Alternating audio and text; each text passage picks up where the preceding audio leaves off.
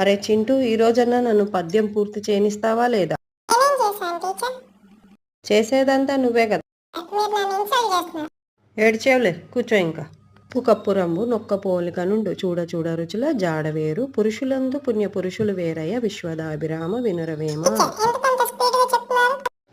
మధ్యలో నువ్వు ఏదో వెధవేషాలు వేస్తావు కదా, అందుకని. సరే, ఇప్పుడు దీనికి అర్థం చెప్పు. కర్పూరము చూడడానికి ఒకేలాగా ఉన్న రుచులు వేరుగా ఉంటాయి. అలాగే మనుషులంతా ఒకేలాగా ఉన్న గుణాలను బట్టి మంచివాళ్ళు చెడ్డవాళ్ళు ఉంటారు.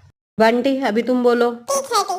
उप्पू कप्पू रंबू एक जैसे दिखते लेकिन स्वाद अलग अलग होता है. क्या बंटी? तू भी ऐसे ही बोला ना टीचर. तिले మార్క్ आयाना?